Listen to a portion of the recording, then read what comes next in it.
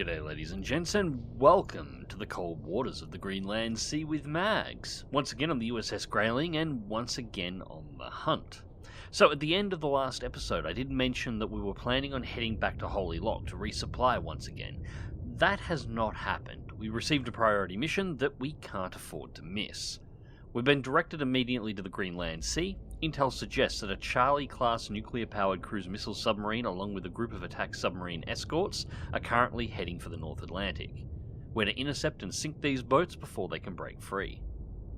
I hope you enjoy.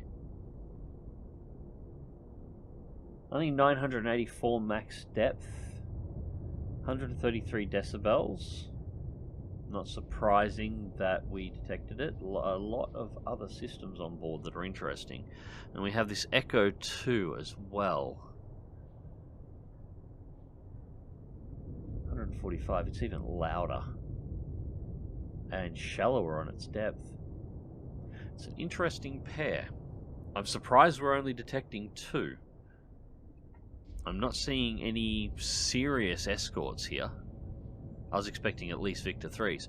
Regardless, we have to sink these two because these two can cause a whole lot of problems for the NATO fleet if they actually get out. Now, we don't have a lot to play with here except distance, so we're going to have to get some torpedoes into the water fairly quickly. We're at 8.4 kiluyards currently. I'm expecting we're going to have to dance. To be blunt, I'm pretty sure we're going to have to dance. Yeah, 8.9, because we have no thermal layer and we have no duct. We also have no bottom to the ocean here, basically. 3,500 feet. It might as well not exist. Well past our crush depth. So, best bet I can do at the moment. Limited torpedoes, but we're going to have to get 2 out. Please don't break. Shoot 2-1. Aye, sir. Good. This is going to seem really odd. We're actually going to send these away from these two. Shoot 2-2. Aye, sir. Get them running across the top and then hook them down.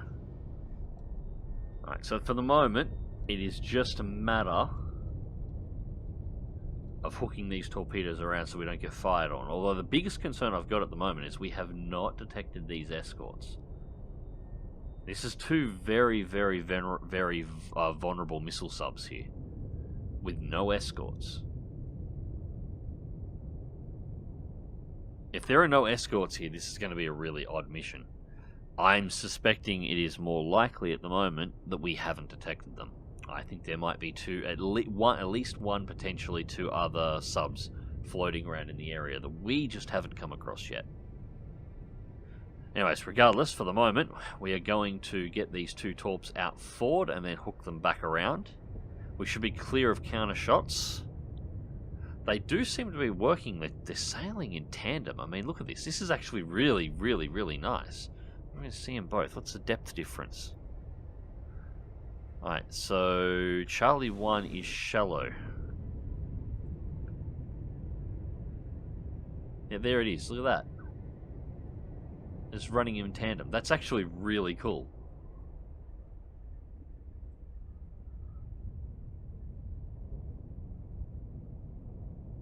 Take a look at that from the other side. Charlie, obviously far more modern.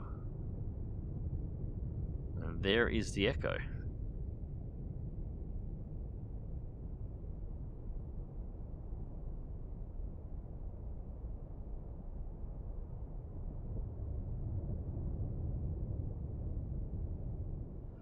Alright, torpedoes are in position for the turn-in.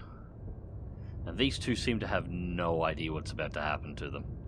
Alright, so Torpedo 2 is going for the Charlie. Torpedo 1 is going for the Echo. Now, they are starting to split a little bit here, which is actually kind of good.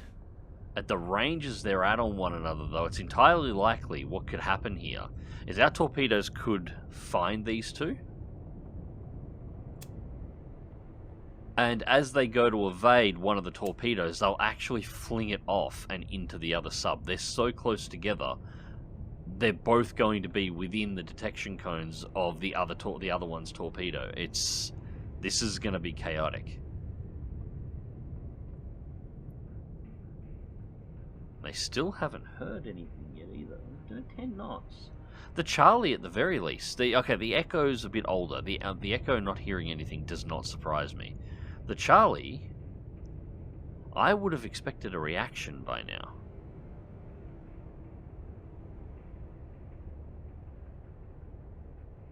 Alright, Torpedo 2 is active. Con sonar, Sierra 3 is cavitating.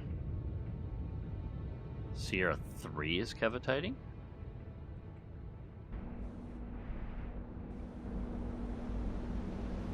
Oh, he's Polish. He just sensed a torpedo and a Russian. Okay, that makes complete sense. His Russia sense is tingling. Con, fire control, weapon acquired. Alright. Looks like the two are maneuvering. I'm just going to make sure Torpedo 1 picks up Sierra 2 and not Sierra 1. Con, fire control, weapon acquired. And... okay, that's actually cool. It looks like it was getting a little bit of interference in it as it was trying to acquire, but that's okay. 2 torpedoes in. They're sort of moving still in tandem, aren't they? Well, neither one of them really has a lot in the way of options. There's the other one. Con sonar, noisemaker bearing 187.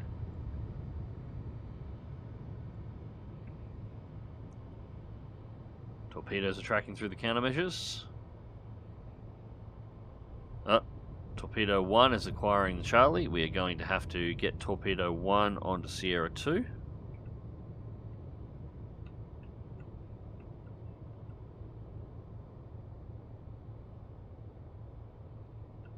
Nope. Torpedo 2 is still tracking the Charlie. There we go, back onto the Echo. Con sonar, noisemaker bearing 190. Alright, countermeasure was taken. Bearing 188. Doing some manual guidance here. Con sonar lost contact. Alright, Charlie Sierra is down. 1, last bearing 191. Contact breaking up. Torpedo 1 still tracking the Echo. Reload on Torpedo Tube 2. Now, being an older sub, the Echo shouldn't have quite the ability to dance.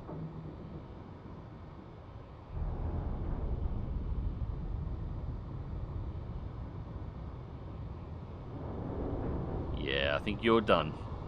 You're done. Con sonar lost contact. Sierra 2, last bearing. Well, that is a couple of very 190. dangerous Contact submarines breaking that have up. just been taken out, or at least for surface fleets. And no additional reactions from anything else in the water. No countermeasures, no torpedoes fired. No signs of cavitation. Nothing. These two may well have actually been alone.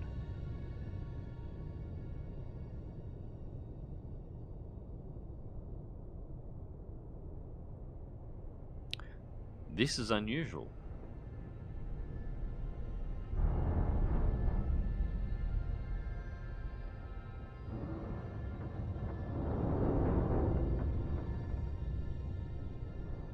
Alright, so I did spend a little bit of time waiting around to see if anything else would pop up, but that looks like it. A Charlie and an Echo 2. Not the combination I would have expected to see trying to transit the Denmark Strait on their own, but hey, 10,850 tons for 2 torpedoes. Not bad work. Although we've got 6 left on board, now is definitely time to head back to Holy Lock. I'm very happy to hear about your recent success, Commander. Excellent work to you and your crew will be rewarded upon your next port visit. Well done. Stand by for new orders. Alright, sub-kills increasing. Incidents involving attacks on transatlantic convoys by hostile submarines in and around the English Channel have not been as numerous as initially anticipated. Yes, the same deal as the last one. We've managed to get rid of the submarine threat ahead of time, but now we do have to head back to Holy Lock. So we'll see what our next mission is. Alright, it's a tactical situation. Highly placed intelligence sources indicate that the Soviet diesel-electric attack subs are using noisy shipping lanes along the coast of Norway to mask the transit towards the GIUK Gap. It's imperative that these subs are stopped before they reach the North Atlantic. So Blue 047 is the area we have to patrol. Alright, well, we need to head down out of the Denmark Strait.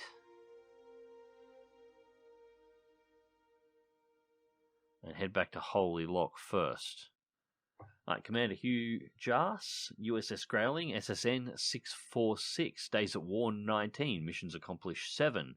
1 capital ship, 10 other warships, 19 submarines sunk, total sunk for 30, for 153,980 total tonnage. Back home in port, happy and safe, but at the same time, a gnawing feeling in your gut that things could have gone better. We just sunk missile subs, we're fine. I need to balance your favour for the next mission, a new trick to try on the back. Okay, fair enough.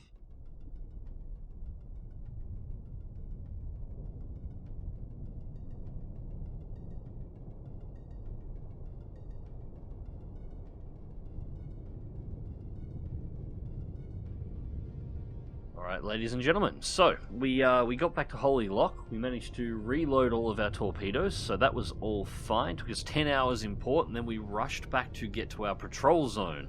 On our way, we were intercepted by a submarine that was in the GRUK gap, which was our next mission area. So I'm guessing this is probably going to be part of our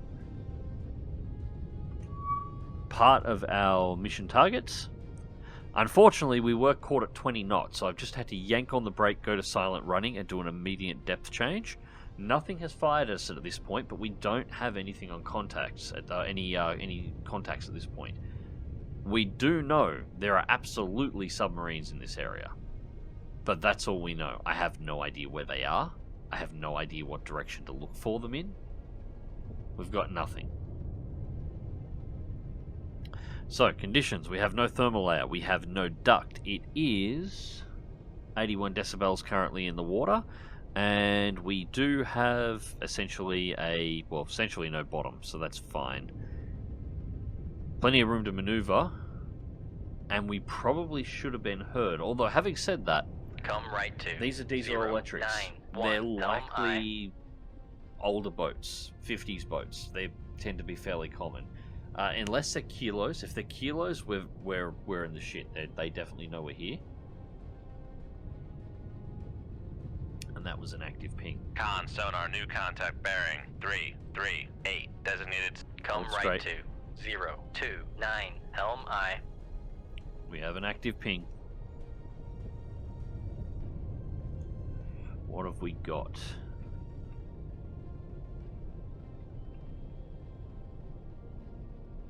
Looking like a Foxtrot to me. Sierra 1 is classified as Con Helm, steady course.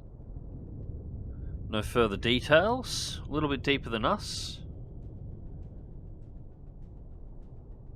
Negative 46, negative 42. It can't see us even. It's doing 16 knots. It's actively pinging at 16 knots. It can't hear us at all. Well, it can't hear its own return. Shoot 2-1. Aye, sir.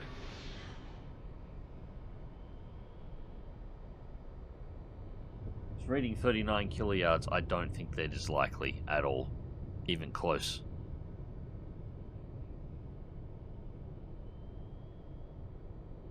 So I'm going to keep a gentle 5 degrees on rudder.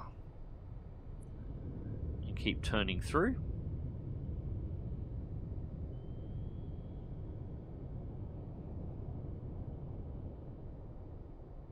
It's a long ways out.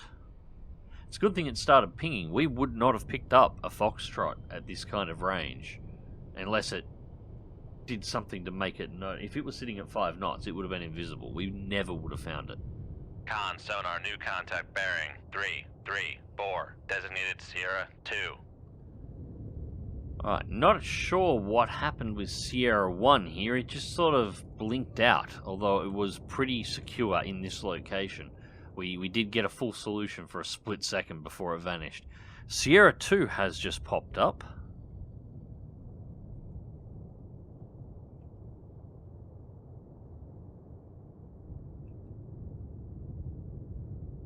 That is not a Foxtrot.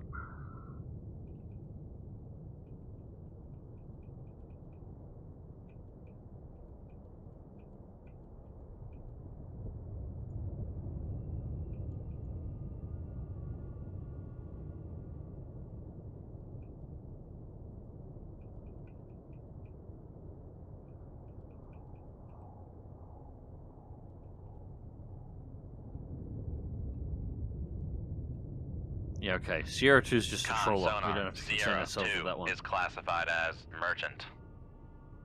Just need to work out where Sierra 1 has gone. I still don't know why it blinked out.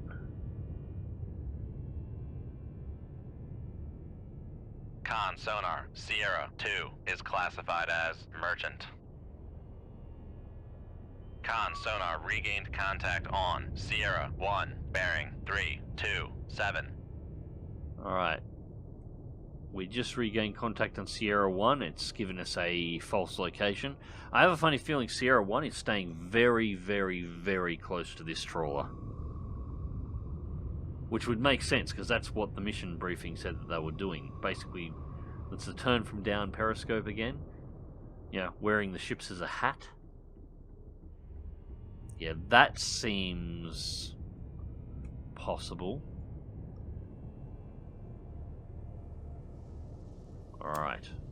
That seems possible and likely, considering we had a confirmed location here. What depth? Foxtrot. A little bit shallower than us. In about 100 feet. Still have 17 minutes remaining on the torpedo. We've actually, this has been a pretty long shot, so we've had to let the torpedo get quite a lot of run out here. No other targets yet, though. Foxtrot on its own, again, seems odd. But it has been the day for odd events. Alright, so we got confirmation on the Foxtrot there for a split second. It saw the torpedo and is beginning to evade. It's about here. So, torpedo going active. We have 13 minutes left. That'll drop down once it goes. Alright, 7 minutes and 22 seconds on torpedo. Now we're that far out at the moment, I'm actually going to turn active on just for the moment.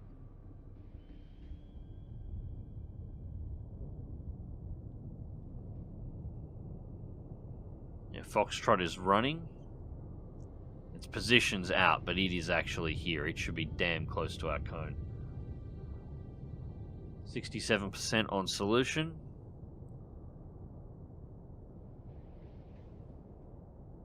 And it's running at 16 knots.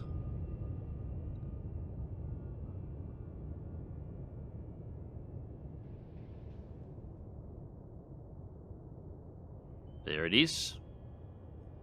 Alright, turning active off. We've got it located.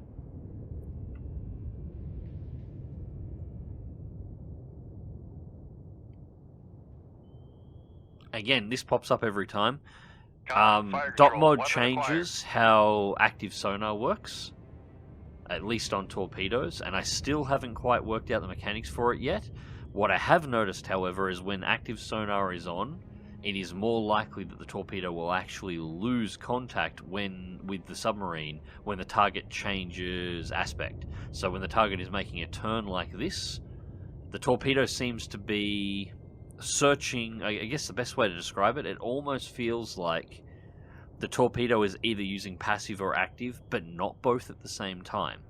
So when you're on active sonar, when the submarine starts changing direction, the torpedo will tend to lose it, or if there is anything that blocks or distracts Con sonar, noisemaker, distracts the 3, active sonar, 2, such 0. as countermeasures, creating a wall of cavitation. There's the counterfire. Creating a wall of cavitation that will bounce sonar back, or doing knuckles, anything along those lines. The torpedo tends to be more likely to pick up the countermeasure. When you're just running on acoustics, it seems to track through better. It's not 100% reliable, but it will seem to track the submarine better. But it's not so useful for trying to find the submarine. It's passive is better if you already know the submarine's location. Active is better to actually actively use the torpedo to search for the target if you're not 100% sure on the location. As I said, I'm not 100% sure on how they've messed with that, but that's the feeling I'm getting at the moment. I need some more time to play around with it to be 100% sure. Regardless, I think this Foxtrot is... Yeah, I think it's... I think it's done. Noisemaker bearing 319. Yeah, that's not going to work. because I have guidance. Con sonar Boom, lost contact. straight to the conning Sierra tower. 1, last bearing 319. Contact breaking up. Alright. I'm going to make a left-hand turn. Come left to. And we're just going to wait for this torpedo 309 to Elm burn Island. out, and we should be good to go, unless somebody else wants to pop up, which I... At this point, we haven't heard anything else, but that doesn't mean they won't. Alright, so one Foxy sunk, 2,500 tons. We've still got 14 torpedoes on board, only fired one. This is an odd mission. I don't think this will be our target. That was not your mission objective. No, that doesn't surprise me. So we'll move on to our mission objective now. We're not far out of it. We just got to head on to the Norwegian coast and start hunting the area and see if we can find a few more of these. Anyways, ladies and gents, hope you've enjoyed the video and thank you very much for watching. Cold Waters will be returning to the channel very soon, and until next time, remember to click that like button if you did, share and subscribe if you want to see more, and as always, take care.